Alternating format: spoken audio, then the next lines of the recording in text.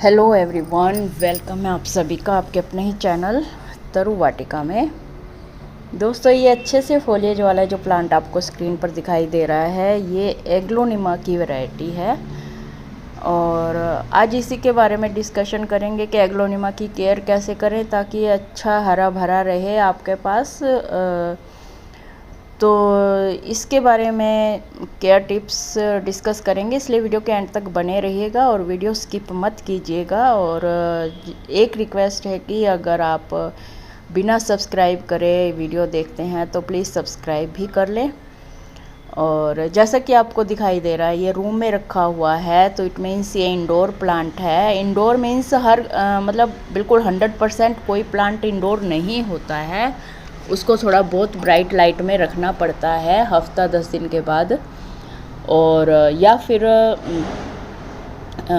और कैसे इसकी केयर की जाती है, तो ज़्यादा टाइम ख़राब ना करते हुए टॉपिक पर आते हैं। तो सबसे पहले देखिए इसकी मिट्टी कैसे बनानी है। इसकी मिट्टी हमें वेल ड्रेन बनानी है और ऐसी बनानी है जिसमें मॉइस्चर रिटेन रहे। तो उसके लिए हमें परलाइट या कोकोपीट का यूज करना है। जो आप फर्टिलाइज़र यूज कर रहे हैं, गोबर खाद है या वर्मी कंपोस्ट है, वो आप इसमें डालिए, गार्डन सॉइल डालिए और कोकोपीट डालिए और या परलाइट डालिए या राइस हस्क डालिए, जो भी आपके पास अवेलेबल हो।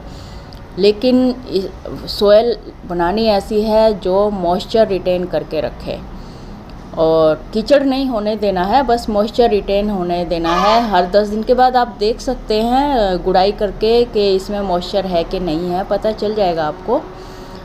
वाटरिंग भी जो फिंगर टच होता है, फिंगर टच से टच करके देखना है मॉइस्चर है इसमें या नहीं है।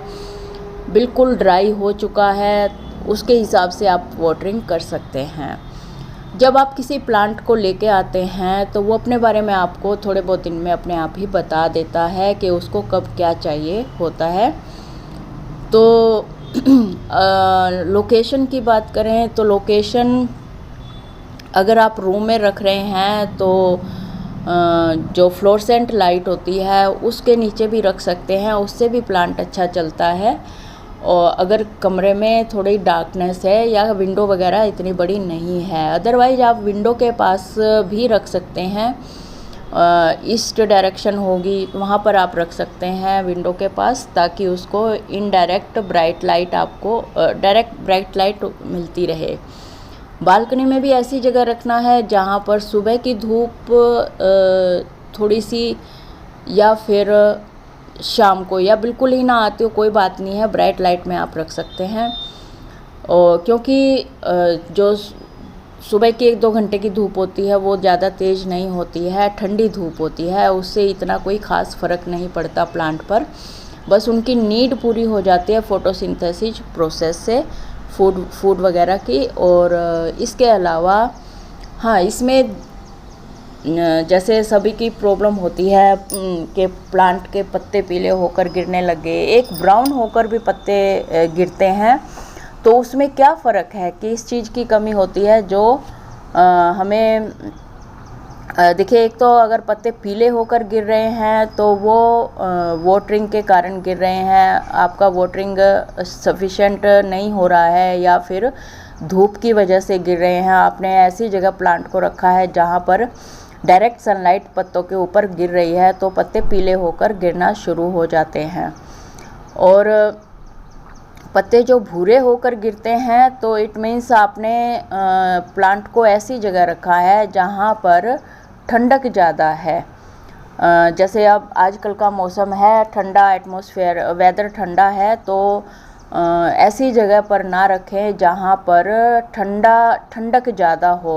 मतलब अगर आपने रूम में रखा हुआ है प्लांट को तो उसके ऊपर फ्लोरेसेंट लाइट लगा दें। एक तो उससे गर्माइश मिलेगी, एक जो उसकी सनलाइट की नीड है, इनडायरेक्ट सनलाइट की, ब्राइट लाइट की, वो पूरी हो जाएगी।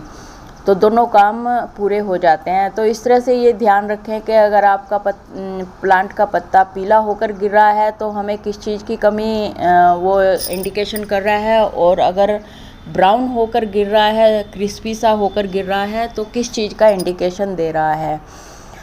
ये चीज़ फिडल लीफ में आजकल बहुत आ रही है, उसमें पत्ता ब्राउन होकर गिरता है। इट मीन्स वो थोड़ी बहुत, देखिए आजकल वैसे धूप कम ही निकलती है, तो उसको या तो अंदर की साइड प्लांट को विंडो के पास रखें। अगर बालकनी में रखा हुआ है, थोड़ा सा टेम्परेचर ज़्यादा हो जाएगा, थोड़ा अंदर गर्माइश मिलेगी तो प्लांट अच्छे से चलेगा। तो इस तरह से लोकेशन बहुत ज़्यादा मायने रखता है किसी भी प्लांट के केयर में, उसकी देखभाल में। और इसको हम स्टेम कटिंग से भी अलग कर मल्टीप्लाई कर सकते हैं, प्रोपोगेशन की बात करें तो। और जो रूट्स डिवीजन मेथड से भी हम इसको कर सकते हैं। इसके अलावा बेबी प्लांट भी निकलते हैं, उनको भी हम निकाल कर अलग कर सकते हैं।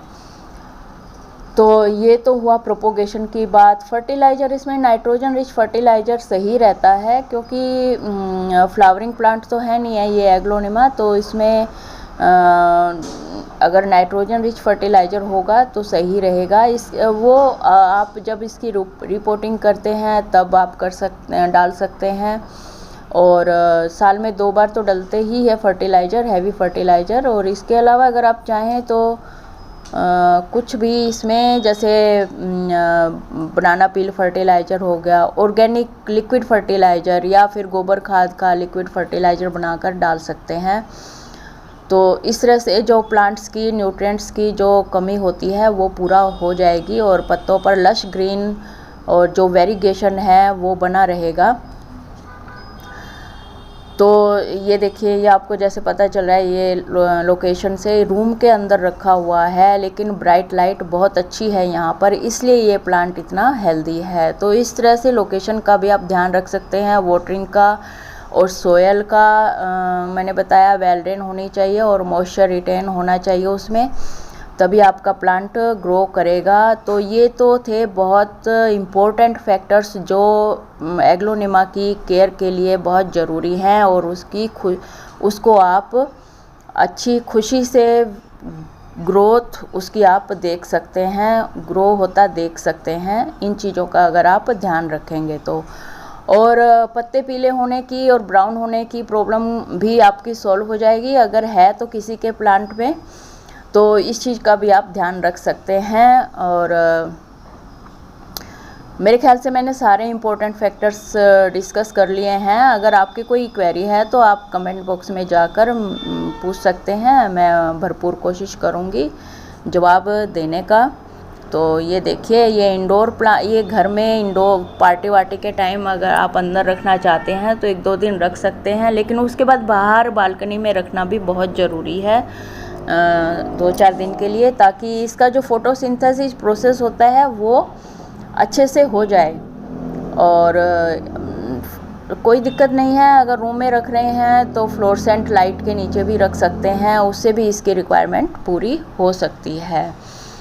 तो इस तरह से हम अपने एग्लोनिमा में काफ़ी सारी वैरायटी आती हैं, पत्तों के डिज़ाइन पे डिपेंड करता है, बहुत अलग अलग वेरिएशन वाले लीफ होते हैं एग्लोनिमा में, और कलरफुल भी आते हैं।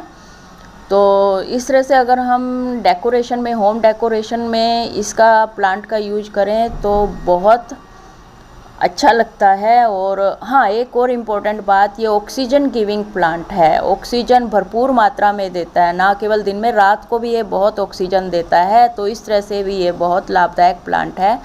अगर आपने इस प्लांट को गार्डन में ऐड नहीं किया है, नर्सरी जा रहे हैं प्लांट लेने, तो इस प्लांट को भी अपने गार्डन में ज़रूर ऐड करें, क्योंकि ग्रीनरी के साथ साथ ये हेल्थ के लिए भी बहुत बेनिफिट हैं इसके।